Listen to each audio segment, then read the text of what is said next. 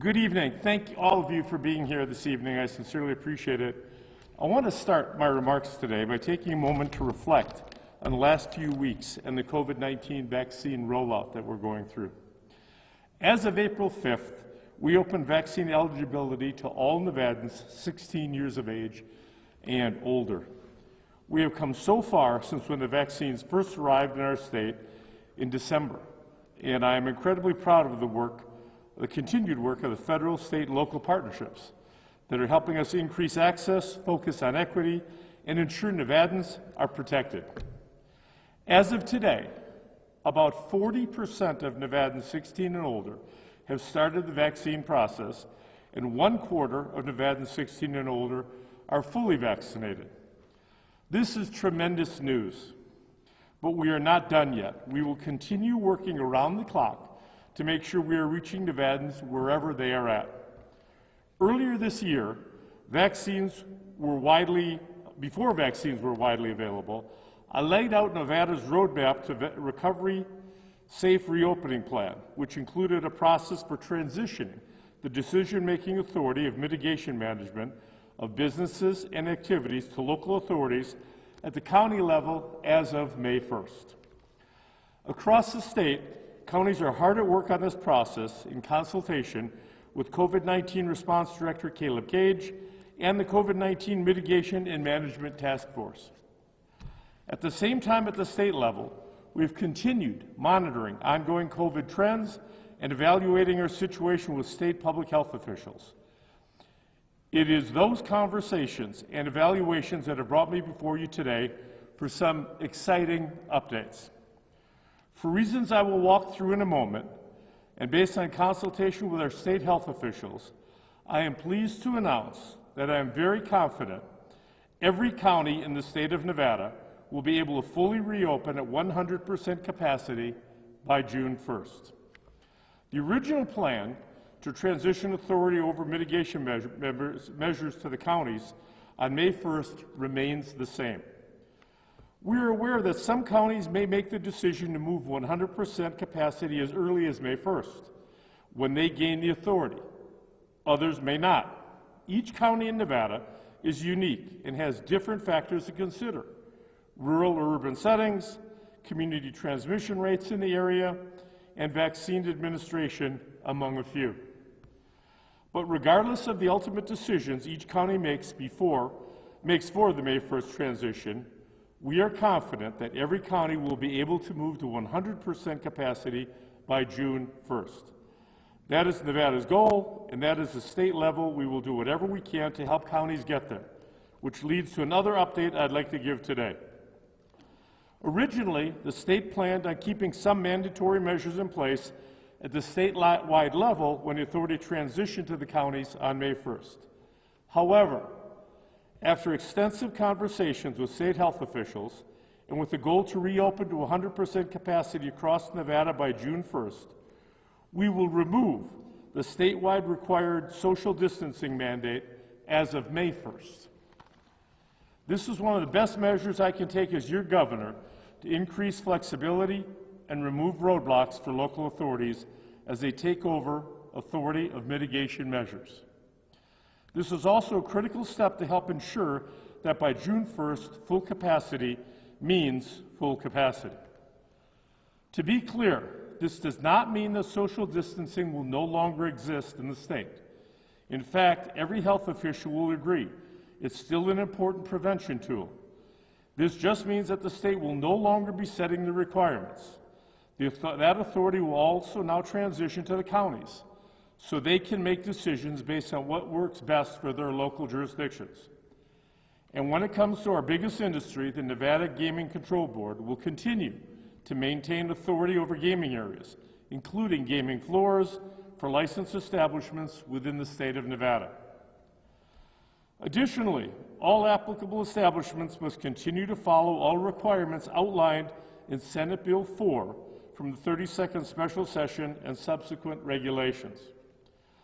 I know that the Gaming Control Board wants to return to normal just as much as everyone else does, which is why they've worked so hard with casino owners, local leaders, and employee unions to set up vaccination sites on gaming properties. Again, our state public health officials feel confident in this planned timeline to fully reopen by June 1st. But they made it abundantly clear that Nevadans must continue to get vaccinated and must continue to wear masks.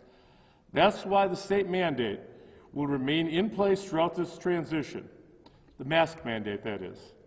Outside of getting vaccinated, it's still the best tool we have to prevent the spread. And I want to be clear, crystal clear. The mask mandate is a statewide standard. Counties have no ability to pass resolutions or create plans that attempt to override this mandate. This measure will remain in place to protect the health and safety of Nevadans to help get the state to a full reopening. I wish I could give all Nevadans an exact timeline as to when we can tuck away our masks, but public health officials made it clear that in order to reach our goal of reopening on June 1st, we must make sure Nevadans stay masked. It would be irresponsible for me as your governor to ignore that advice. Additionally, it's a common sense bargain.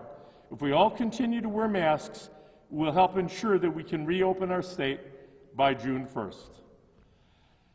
In addition to lifting the statewide directive on social distancing requirements on May 1st and transitioning that authority to counties, I have another update I'd like to provide. Mitigation measures within our education system have always been separate from the general public measures, but in an effort to continue our transitions to local authority back to normal operations, as of May 1st, decisions over mitigation measures within our schools will also now be transitioned to county school districts and charter school sponsors. That includes social distancing. State Superintendent Joan Ebert and Nevada Department of Education have worked tirelessly with county school districts and the State Public Charter School Authority to get our kids back to the classroom and build an infrastructure to respond and keep everyone as safe as possible. That included providing PPE, setting up testing, contact tracing, and being one of the first states to prioritize educators for vaccinations. And, as we know, school communities throughout the state vary greatly, and there are multiple factors to be considered as each superintendent or charter school sponsor and governing board consults with staff and families to determine what's safest and to best ensure healthy learning and working environments. As of May 1st, districts and charter sponsors will have full authority to make those decisions. Again, that doesn't mean mitigation measures such as social distancing will go away. It means each district or charter school sponsor has the opportunity to review and make the best decisions for their schools. As with every decision I've had to make throughout this pandemic, I know many people will say this is too soon, others will say it's not soon enough. But today's announcement did not come without considering a myriad of factors, some of which I want to walk through now. For more than a year as a state, we have been vigilant, thoughtful, and deliberative in our decision-making process, always listening to science and doing everything we can to balance the health and safety of Nevadans with the economic impacts of this pandemic. And since our first case over a year ago, we've learned a lot. We've strengthened partnerships, built relationships, tested our public health system, and we are coming out of this stronger than ever before. We initially laid out goals for our response to prevent an overwhelming of our healthcare infrastructure and to prevent deaths from this virus.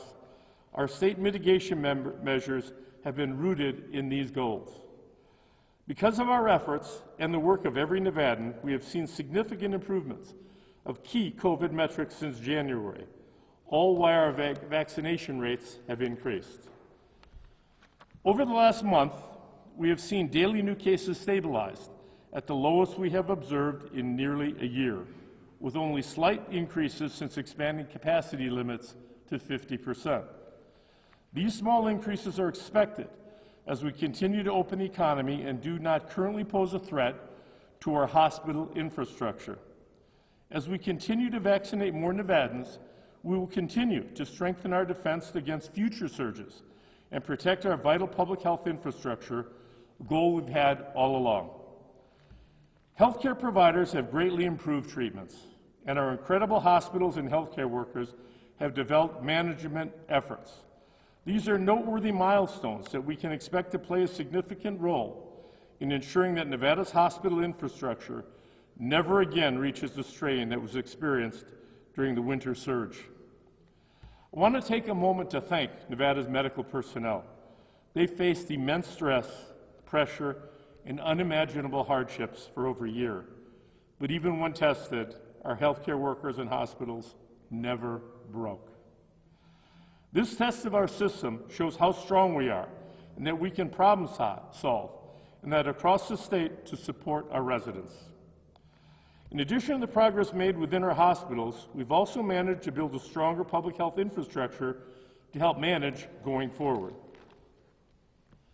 State health officials, emergency managers, local health authorities, and partners statewide have made so much progress to build a testing and contact tracing structure to match the burden of the disease in communities. We now have capacity to conduct contact tracing and disease investigation at a much higher level than ever before. It's easy to forget how difficult it was to get a COVID test at the start of the pandemic. Since now COVID testing is readily accessible in communities throughout Nevada, I'm confident these response efforts that we built together over the last year will remain in place thanks to increased and extended federal funding. We have also prioritized and improved our processes and data, and now while cases are lower, counties are able to use this knowledge, respond quickly, and identify where interventions need to occur. This helps our efforts to slow the spread. We also know how important this is to protect our seniors and vulnerable populations from this virus, a key factor that was considered when discussing the June 1st goal. Nevada's skilled nursing facilities, long-term care, and other residential centers moved quickly in our state's early response to improve precaution and work to protect Nevadans. In March, the COVID tracking project that follows COVID data nationwide reported that Nevada has the lowest percentage of COVID-19 deaths that occurred in long-term care facilities in the continental United States. This should make us all proud. I trust that our seniors and vulnerable Nevadans are in good hands, and the focus on protecting residents will remain going forward. In addition to all this progress, the introduction of COVID vaccines have changed the game. I have visited some of our COVID-19 vaccine sites across the state, and when you see people who are vaccinated and you hear the sigh of relief that they have, you know that people are feeling safer and more optimistic about the future. These incredible efforts on the ground and the focus early on in our vaccination plan to protect as many Nevadans as possible as efficiently as we could is showing signs of success. The vaccines have been shown to be effective against serious illness and death. And that is why we prioritize our vulnerable population to receive some of the first doses shipped to the state in December, including older Nevadans. We know that COVID-19 impacts our vulnerable population particularly hard. Sadly, 83% of COVID-19 deaths are among those aged 60 and older. In November and December, 61% of hospitalizations were among those aged 60 and above. But due to the hard work of so many, as of today, 65% of Nevadans aged 60 and older and 75% of Nevadans 70 and older have initiated or completed vaccination. And as more older Nevadans get vaccinated, the proportion of confirmed COVID-19 cases within these age groups has decreased. This and other updates I've provided are some of the reasons our state health officials feel comfortable with setting the goal at a full reopening to 100% capacity on June 1st. Vaccines are helping us protect those most at risk of hospitalization and death. And the progress continues. As of April 5th, Nevada is receiving an average of 74,000 COVID vaccine doses each week, which will allow for more appointments and more providers that have vaccines for their patients. Another reason we felt comfortable with the June 1st goal is because by that date, vaccination opportunities will have been open and available for all Nevadans 16 and older for nearly 2 full months. As more doses become available week by week, the Nevada State Immunization Program will continue to work with local leaders to focus on equity and increase accessibility by adding more convenient ways for people to be vaccinated, whether it is a drive-through or your local pharmacy. Nevada, we are closer to the end than we are to the beginning. We are on our path to recovery, one shot in the arm at a time. So to recap, on May 1st, authority over mitigation members will transition to local control at the county level, and authority over mitigation members in schools will transition back to county school districts, including social distancing. Each county will be approving their plans in the near future. And today, I've set statewide goal that all counties be open to 100% capacity by June 1st.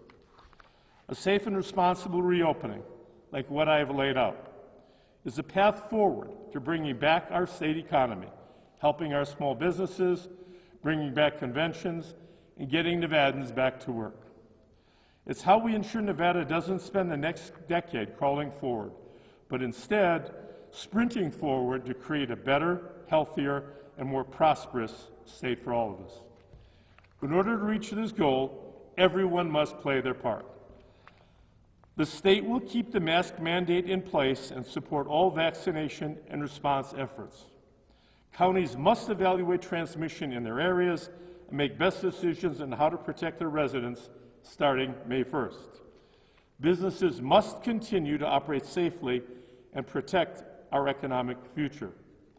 Finally, it comes down to every individual Nevadan.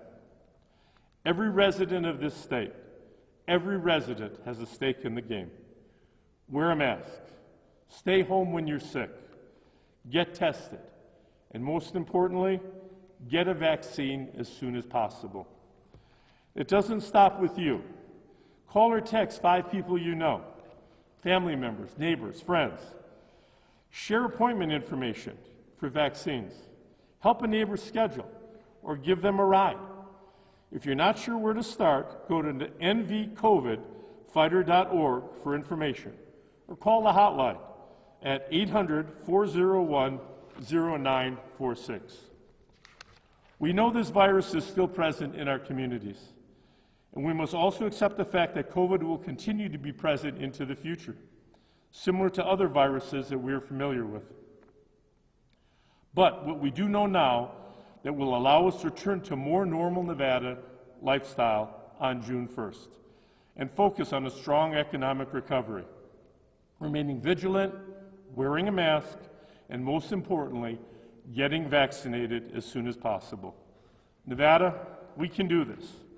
Let's meet the goal. Let's come back stronger together. Thank you all, and I will now take a few questions.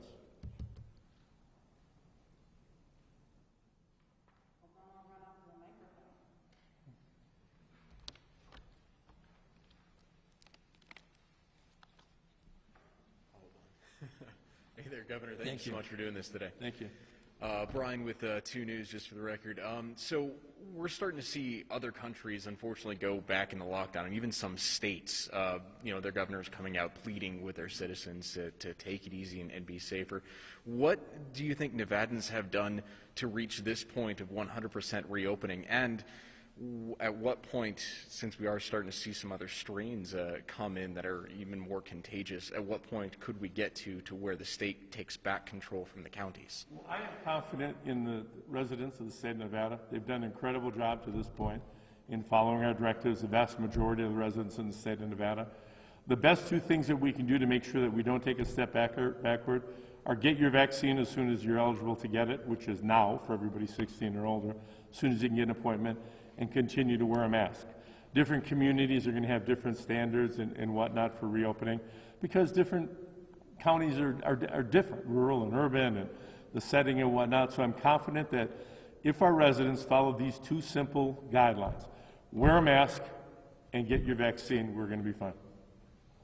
And is there any type of test positivity number, any rate increase or mortality increase that we see that the state has a mind on taking control back over from the No, counties? I do not have a trigger figure for any of those things. I'm confident that if we maintain those two things and we keep getting, every day that goes by, every hour that goes by that we get another shot in somebody's arm is making it better for us. And I'm confident that, residents will continue to do that, and by May 1st, June 1st, we're going to be in better shape. Does the news of the Johnson & Johnson vaccine taking a step back on that, does that change any of these plans at all? No, it doesn't change any of the plans at all. I mean, we're waiting to see how the review on the J&J vaccine goes. We had a White House call this morning with all the governors, and we went over this with a great deal of specificity. We're going to let the process through the CDC and the review go through what it needs to go through, and they'll make a decision, and we'll follow their advice accordingly. Thanks, Brian. We'll go to Sam and then Travis. Hi, Governor. Thanks for doing this. You called this a common sense bargain. Is this a response or attempt at compromise after rural counties like Nye announced plans to reopen to 100% without masks on May 1st? No, I'm going to reiterate this one more time. They cannot open without masks. I'm wondering when you're calling it a bargain is an attempt to kind of meet that. No, it's a bargain to, when you're dealing with, 3 million residents in the state of Nevada, who I want to reemphasize have done an incredible job getting us to this point. We are only here. We're in better shape than a lot of states are because our residents, vast majority of our residents, have gone along with the program and have tried to help. The bargain I'm making is a bargain with the citizens, the residents of the state of Nevada. If you continue to do what you've done, which is get your vaccines when possible, you get an appointment, and wear your mask, we're going to be in good shape, and we'll all move forward better and stronger. But we need to get people back to work, and that's what we're focused on doing. So you know that county officials have at times criticized you throughout the pandemic for leaving them out of various planning processes. Why make this announcement in the middle of a 2-day task force about these very decisions? Since it looked like most were on track to do this anyways, is it a matter of who gets credit for reopening the state? It's not a matter of who gets credit. I mean, we made a plan to give this authority over to the counties on May 1st. Some counties will do it, some will not do it. We've got 3 weeks left here. Businesses have asked for time to plan and to make accommodations.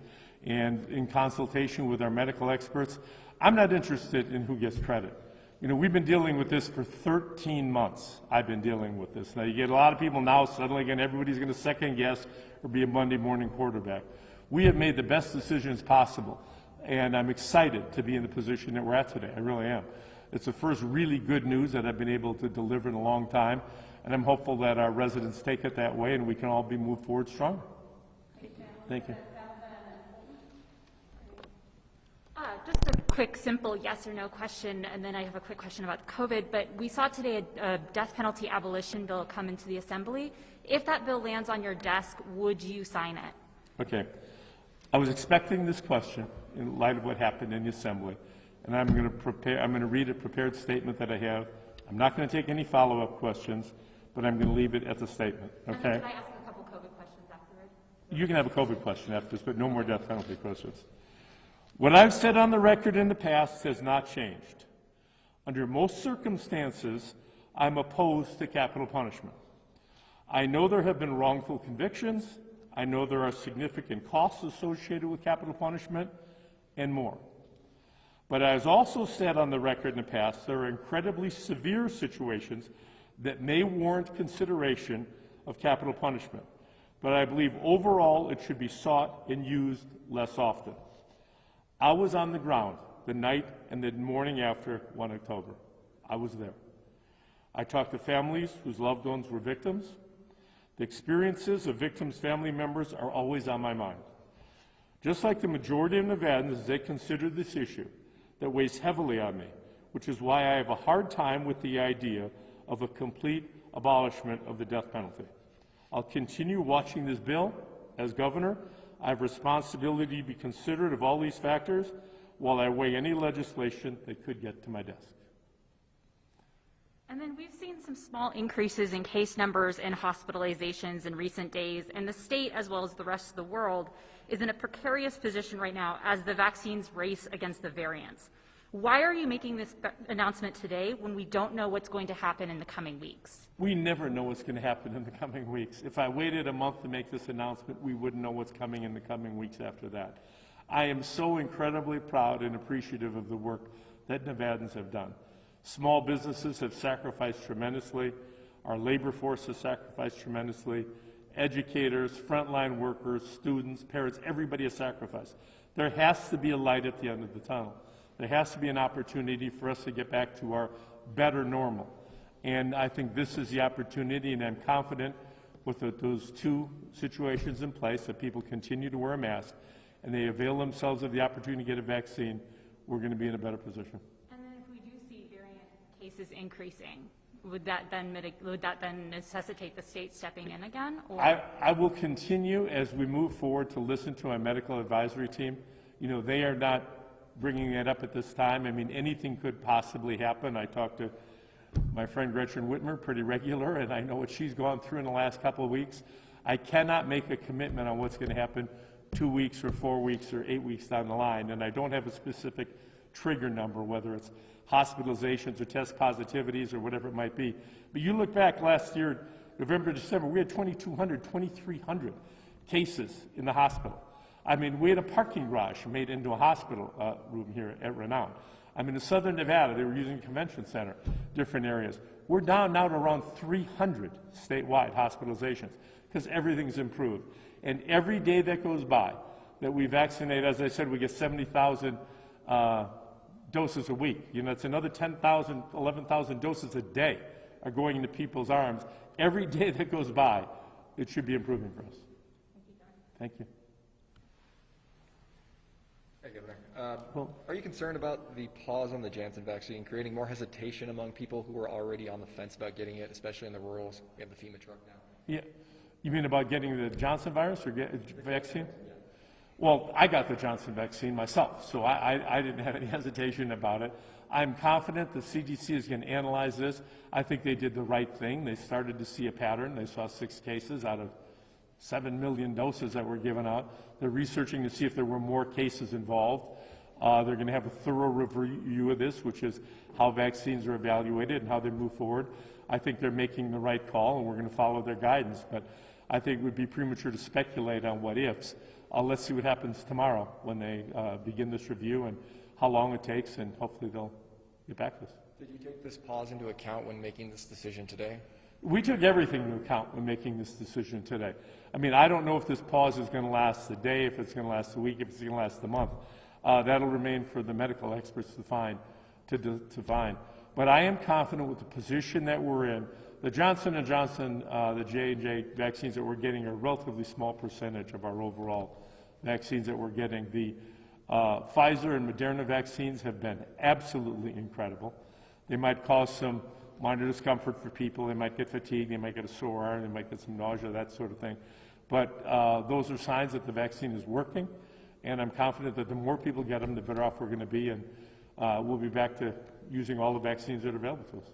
And then we've got an end date now for statewide social distancing mandates. You said that the mask mandate is going to stay. Is there a goal or an end date in your mind when that mask mandate might lift? Yeah, as soon as I can get as many people in the state of Nevada vaccinated as possible. That's when we're going to be able to, but I don't know what that date's going to be if you're talking about a calendar date. It's important to me that we protect our residents, we protect our workers, our frontline workers, and we also open our economy back up. I mean, I need to get conventions, I need to get events coming back into town, into the state. I need to get people back to work as a result of those. And I think these openings are going to make that a lot more realistic and a lot more speedy. Appreciate it. Thanks, everyone. That's it? Thanks, y'all.